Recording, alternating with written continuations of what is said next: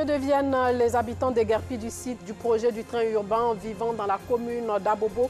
Seront-ils recasés ou indemnisés? Nous le saurons dans ce journal. Et puis, les derniers soldats américains ont quitté l'Afghanistan, laissant le pays aux mains des talibans, leur ennemi de 20 ans, au terme de la plus longue guerre de l'histoire des États-Unis. Bonsoir et bienvenue dans le journal. Ce sont des populations désorientées que notre équipe de reportage a rencontrées sur les gravats de leurs maisons, des maisons détruites samedi dernier dans le cadre du projet du train urbain d'Abidjan. Ces personnes qui se retrouvent sans toit disent n'avoir pas été indemnisées. Alassane Drabo nous rapporte les faits. Le regard perdu, Alphonse Kwasi Ngoran regarde impuissant ce qui reste de sa maison. Une cour familiale bâtie il y a 50 ans par ses parents. Les machines l'ont emporté il y a 3 jours en détruisant tout sur leur passage. Il ne reste que gravats et quelques meubles abandonnés. Alphonse et les autres habitants d'Abobo derrière Rail disent avoir été surpris par ce déguerpissement. Ce qui est malheureux, c'est que non seulement ça, le site a été récupéré, on a été recensé, mais on n'a reçu aucun dédommagement. Ils sont venus un matin. Sans mise en demeure, tout le site a été rasé. Beaucoup de nos compatriotes ici ont perdu plein de biens. On n'a reçu aucun centime. Je mets quiconque au défi. Les gens racontent partout, on leur a donné de l'argent, ils ont été dédommagés 3 fois, ils ne veulent pas partir. Personne ici sur ce site n'a reçu un rond. On dort dans la rue. Il y a souvent un à mes camarades. Il dort ici, il dort ici, il dort ici aujourd'hui, demain il dort là-bas. Les enfants dorment chez mes camarades, je les ai partagés. Comme la rentrée n'est pas encore arrivée. Même si la rentrée est arrivée, on n'a pas d'argent. On fait comment? Tu dois payer maison. Pour donner caution avant ça, on n'a rien.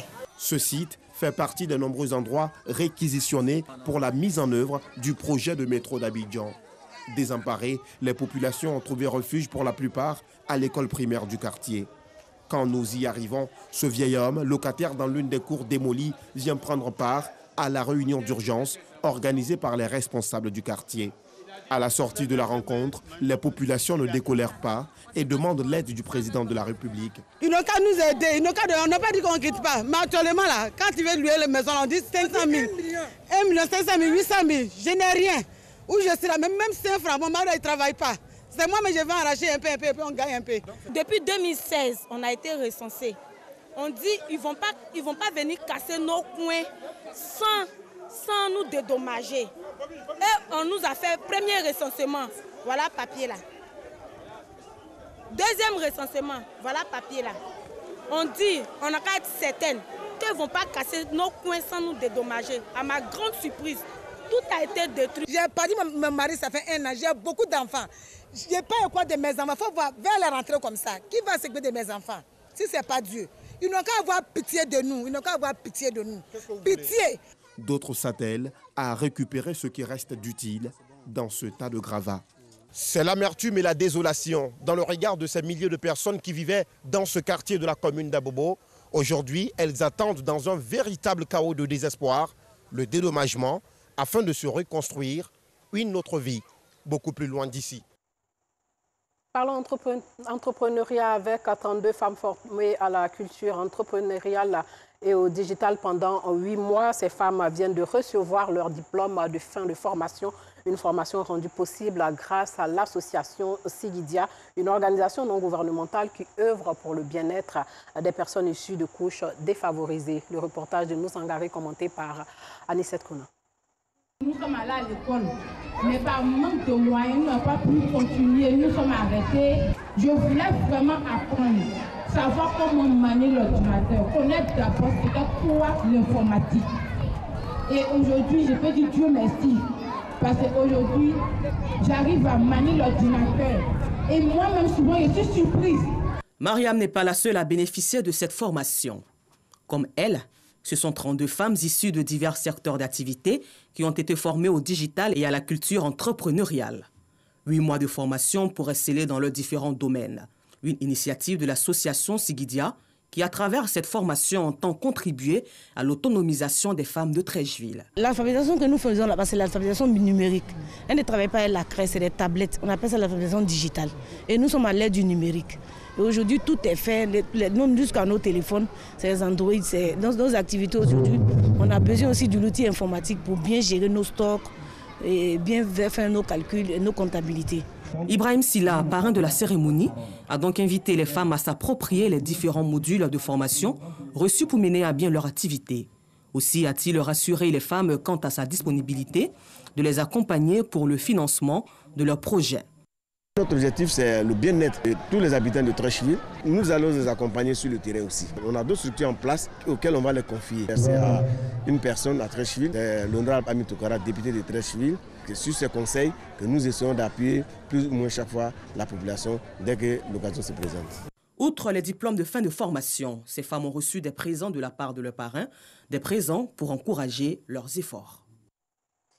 Un mot d'environnement, le Rotary Club Abidjan-Biétry s'est engagé depuis 2018 à contribuer à la préservation de la forêt ivoirienne qui rétrécit comme peau de chagrin, d'où la mise en place de l'opération dénommée « Je plante un arbre » en vue de reboiser au moins 3 hectares de forêt par an et un planting d'arbres dans la forêt classée d'Anguédédou. Le reportage de Clément Boukou. Ce lundi 30 août, les Rotariens sont dans la forêt classée de Languédédou pour un planting d'arbres. L'opération appelée « Je plante un arbre » a été initiée par le Rotary Club Abidjan-Biétry depuis 2018 dans le but de reboiser au moins 3 hectares de forêt par an. Aujourd'hui, le président du Rotary International, en visite en Côte d'Ivoire, accompagne ses frères dans cette démarche afin de préserver l'environnement. La déforestation se produit un peu partout dans le monde. Donc le Rotary International aujourd'hui se concentre et met tous ses efforts sur l'environnement. Je suis très heureux que le Rotary Club Abidjan-Biétry se soit chargé de mener cette initiative dans la mesure où l'environnement est décidément un axe stratégique fort pour le Rotary International. Shekar Meta a ensuite invité les autres clubs à s'approprier ce projet important pour le bien-être de tous. Le Rotary Club Abidjan-Biétry a par ailleurs signé une convention avec la Sodefort, Société de développement des forêts, pour pérenniser l'activité pendant les 3 années à venir. Depuis 3 années, un nouvel axe est ajouté aux axes prioritaires du Rotary International pour tout ce qui touche au domaine de l'environnement. Donc le Rotary de Biétry marque un pas dans cet engagement déjà qui est un engagement international, en décidant sur 3 ans et renouvelable de pouvoir s'obliger à faire du reboisement une de nos actions dans le club. Colonel Hortense Kwasi, représentant le directeur général de la Sodefort, a salué ce partenariat qui contribuera à la préservation du couvert forestier ivoirien. Pour sa part, le colonel Mamadou Soro, représentant le ministre des Eaux et Forêts, a traduit sa gratitude au Rotary et rappelé le rôle important que joue la forêt dans l'équilibre de la nature. Ce site porte désormais le nom de l'hôte du jour, président du Rotary International pour la mandature 2021-2022, Shekar Meta. Caleb Kwame est le grand vainqueur de la télé-réalité 1 à 12 ans, une télé-réalité conçue pour les enfants en vue de déceler des talents musicaux. La finale de l'émission s'est déroulée le samedi dernier au Palais de la Culture de Treichville. Anicette Conan a immortalisé pour vous l'événement.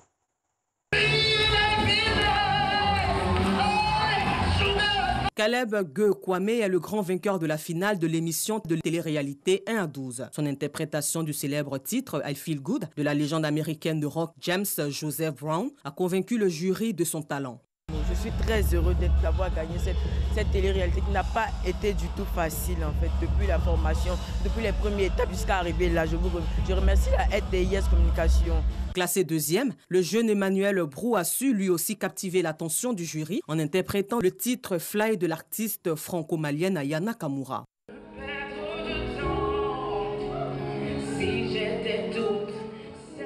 Eunice Adjra, quant à elle, occupe la 3e place avec le titre Fall in Love de l'artiste américaine Alicia Keys.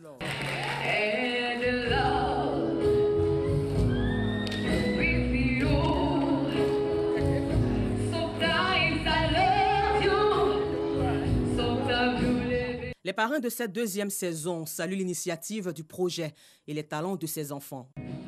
Une finale, elle est faite pour dissocier les uns aux autres. C'est pour cette raison, sinon, à mon sens, tous ces enfants-là sont meilleurs. Nous étions ces enfants-là avant d'être nous aujourd'hui. Et un enfant bien soutenu, bien encadré, est une garantie pour la société. Sinon, je dirais un potentiel acteur de développement de demain. J'ai écouté les textes pour voir s'ils chantaient faux, mais ils chantaient effectivement vrai. Je voudrais encourager les parents à inscrire leurs enfants à ce genre de programme, parce que ce sont des programmes qui disciplinent nos enfants. L'un des initiateurs de cette émission, réalisée en partenariat avec la RTI, la radiodiffusion télévision ivoirienne, se dit satisfait. Il était important pour nous de positionner ce genre d'émission qui fait la part belle aux enfants pour leur offrir une plateforme d'expression, mais révéler le talent que ces enfants-là ont, les éduquer, parce que c'est dans un canevas bien précis, les éduquer, et puis par la suite, les promouvoir. Exclusivement diffusé sur les antennes de la RTI, 1 à 12 se veut un canal d'expression de leurs talents cachés et aussi un moyen de susciter des graines de stars qui feront la fierté de la musique ivoirienne de demain. Au Liban, les malades du cancer bataillent pour se procurer les médicaments dont ils ont besoin en raison de la crise économique qui secoue le pays. Ces malades ploient sous le poids de la maladie qui les ronge un peu plus chaque jour. Rita est atteinte d'un cancer du col de l'utérus. En plus de la souffrance, elle doit aussi batailler pour les médicaments dans un pays qui connaît une des pires crises économiques au monde. Il devrait vraiment faire quelque chose pour les patientes atteintes du cancer, car ce sont les patientes qui souffrent du traitement. Et vous savez ce que c'est? Le traitement, c'est comme un feu qui pénètre dans votre corps et vous ne pouvez plus bouger. Mais maintenant, en plus de cela, nous devons aller à la recherche de médicaments. Avant la crise, ce type de médicaments était subventionné. Aujourd'hui, il ne reste que le marché noir et ses prix exorbitants. C'est de l'humiliation. On est en 2021. Les malades du cancer devraient être une ligne rouge à ne pas franchir. Il y a beaucoup de douleurs. On est déjà épuisé. Et en plus, on nous dit qu'il n'y a pas de médicaments. C'est inacceptable. C'est comme s'ils nous disaient « mourrez lentement ». C'est tout à fait inadmissible. Je comprends combien il est difficile de faire face à n'importe quelle maladie, mais le cancer est une ligne rouge à ne pas franchir. Il n'y a rien de difficile qu'une telle douleur. Beaucoup de patients vivent dans la crainte de ne pouvoir suivre leur traitement. Certains se tournent vers les réseaux sociaux pour obtenir des médicaments de l'étranger. C'est comme si on disait aux malades du cancer au Liban, vous n'avez pas le droit de vivre. Pourquoi est-ce que je dis ça? C'est parce que si moi j'arrête le traitement, ma vie est en danger. Si je prends le traitement, je vis, mais si je ne le prends pas, je meurs. Comme je l'ai déjà dit, je lutte contre le cancer, mais je ne veux pas lutter en plus pour mes médicaments. J'espère que ceux qui nous écoutent pourront nous aider et nous soutenir. Nous ne voulons que des médicaments, rien d'autre, et c'est mon droit de vivre.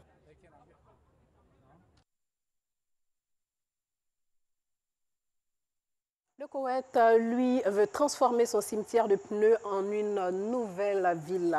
Ces millions de pneus seront recyclés. Les autorités du Koweït mettent tout en œuvre pour que cette ancienne décharge puisse héberger de nombreuses personnes. Le reportage de l'un de nos confrères de l'AFP, commenté par Alassane Drabo. Avant, ce site ressemblait à ça. Une décharge de 2 millions de mètres carrés, de plus de 40 millions de pneus. Après 17 ans d'existence et 3 importants incendies entre 2012 et 2020, les autorités ont décidé de fermer ce site, avec en tête un projet, établir sur place une nouvelle ville. Nous n'autoriserons plus l'enfouissement de pneus à l'avenir. Ils seront tous recyclés et nous ferons le nécessaire pour mettre tous les déchets du pays sur la feuille de route de recyclage dans la région d'Al-Salmi. Stockés temporairement, les pneus doivent ensuite être découpés ou transformés. Voilà, c'était un commentaire d'Anicette Konaï. Pour finir, sachez que les derniers soldats américains ont quitté l'Afghanistan, laissant le pays aux mains des talibans, leur ennemi de 20 ans, au terme de la plus longue guerre de l'histoire des États-Unis. Et depuis le 14 août, sur une période de 18 jours, les avions des États-Unis et leurs alliés ont évacué plus de 123 000 civils de l'aéroport international Hamid Karzai. Voilà, c'est sur cette information que s'achève ce journal. Merci de nous avoir suivis. Portez-vous bien.